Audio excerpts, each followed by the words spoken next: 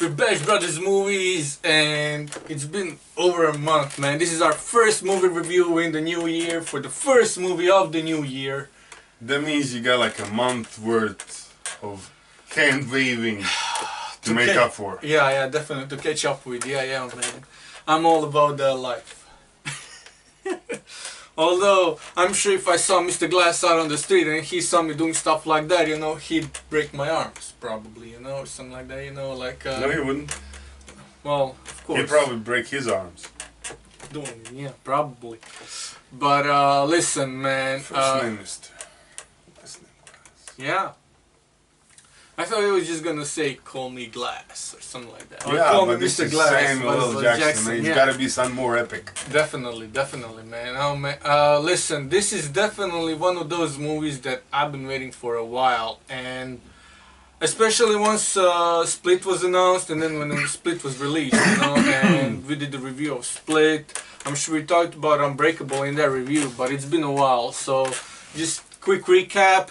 M Night Shyamalan, after doing Sixth Sense and whatever movie came afterwards, that was kind of a horror movie or whatever, or what have you. He did this superhero drama, which stayed true to his own, you know, style and character. You know, it was very indie, very low budget. It was just two guys. I mean, yeah, pretty much two guys: Bruce Willis and Samuel L. Jackson, and the camera, right? And he was shooting this.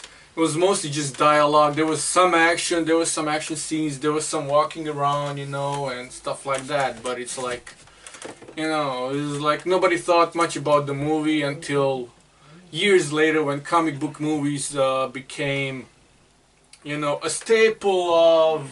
He kind of did Unbreakable way before comic book movies were, I think. Definitely. Or at least you're like typical what DC and Marvel are basically doing today. This is like so far, I mean, you can't really say beyond what they do now. It's just a very, very different take. Because it's not your classic superhero movie. No. It's not a big budgeted movie. Nope. It's quite the opposite. It has great acting. Definitely. Built around a great story, and that's it. There's no like special effects added to the mix, or very little of them. Yeah, it's just, I mean, he staged the train. It's a lot more realistic. Like if... Yeah. And when you look at the whole story with what happens with Glass, like if superheroes were real today, I think Glass would be a more realistic presentation of what the whole superheroes in today's world would look like than anything Marvel or DC based. Definitely. A lot more realistic, and because one thing I like plenty about it, but one of the things that stands out to me the most is the fact that it's actually built around the plot. It's actually built around the character, and it doesn't rely that much on special effects to make everything's like it's much more personal. Yeah, it's... Which is what I really like in the movie. And by darkening it down a little bit, you get the like whole noir feeling to it that I'm especially fond of. I know, yeah. Definitely. So this types of movie, like it's extremely plot and character development oriented, and I'm in. Yeah, and the fact that he brought all the actors from the previous movies as well, and not just the actors, but the characters as well. It's, you know, it's... I mean... That's like this is like 18 years later. Like Unbreakable came out in what, 2000, and you know we're doing, you know, and then like 15, 16 years later he decided to do Split after a series of, you know, unfortunate events in his career and all the all the risks he had to take and all the creative, you know, storms that he had to go through, and then he came up with Split, and it was pretty solid. And it was a movie that nobody really saw coming. Definitely. There was nothing about that movie. It's like, oh, it's the same guy who did Unbreakable. It kind of ties into the Breakable, and it's like... What's Unbreakable was the question most people asked. And it's like, yeah, what's Unbreakable? Yeah, especially with Bruce Willis was in it. What are you doing it? Yeah. And it was like, and then you watch Split, and you're like, whoa. Because nobody really saw it coming. Now the thing with Glass is everybody saw Split. Yep. Everybody found out what Unbreakable was. Yep. So now you got expectations. Now people are looking at this movie and they're expecting something. Split didn't have that problem because literally nobody had any expectations for that movie. It was like, oh, it's a movie coming out. Oh, it ties into this movie that nobody really knows about. But okay. Yeah, I saw it, and except then it a kind few of blows hardcore up. fans, but it's And then it blows up, and now you're like, you have Glass coming out, and it's like, okay, so all these things tie in together. Now we get Glass, and now there's a hype, there's expectations. It's like, will the? I love it, man. It's like it's a perfect end to a trilogy, if you will. Yeah, definitely. And listen, it may not be the kind of movie that everybody expected. Like, I mean, I knew going in, I expected to see something else, but at the same time, I expected to see this. I expected what I actually got. I expected to see but it's like, I didn't expect a big, Marvel or DC like showdown. No. It's like I knew I was coming in for a low budget movie, and the way it all played out in front of the asylum and with just a few cameras.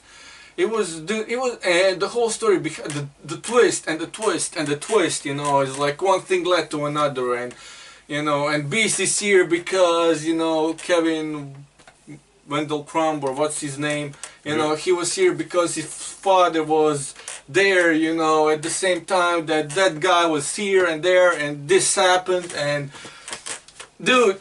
The way it ties into together, it's like, it kind of seems like series of events that are not related whatsoever.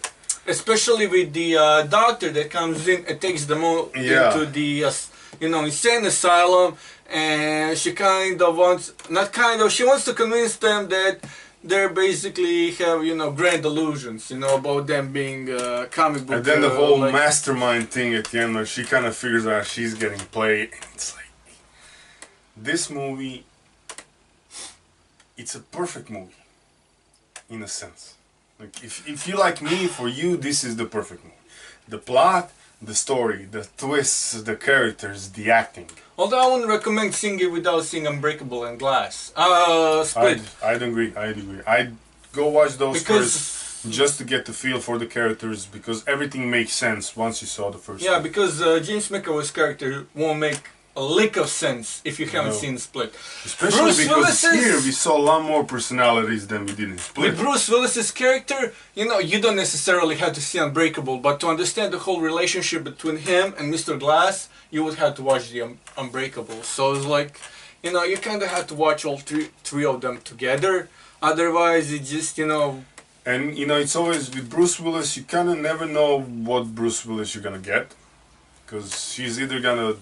Because he doesn't act. He phones in his performances a lot because he really doesn't have to act. You know what I discovered about Bruce Willis though is usually sometimes listen, especially during his last 10 years or so of his movie career.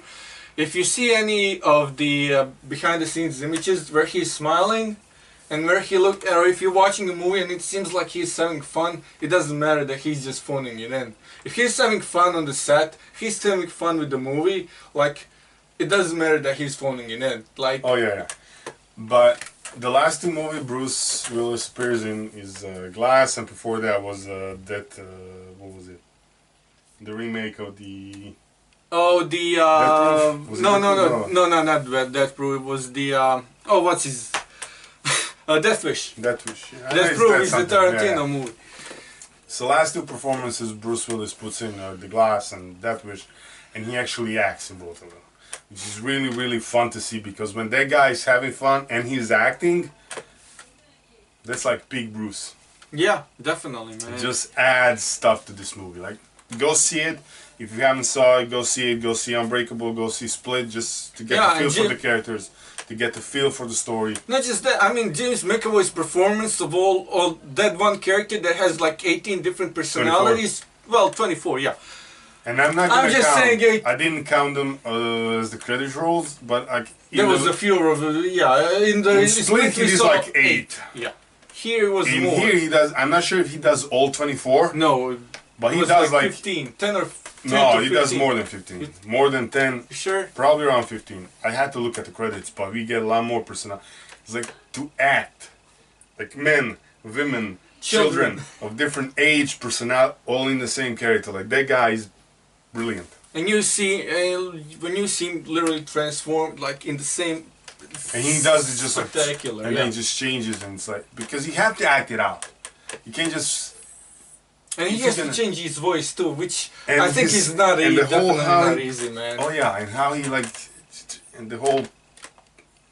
And I know we're not talking about Samuel L. Jackson, but what more can we say about that guy? That guy is brilliant. That guy is the mastermind of this movie. And they like not just this movie, but also Unbreakable. But he hears like you know, it's like because stuff's here with him, and it's like no, that's you want to see the other side. That you know you're gonna get the mastermind side of it, and you're just waiting for it to happen. And then when it happens, it's just like yeah, man. Yeah.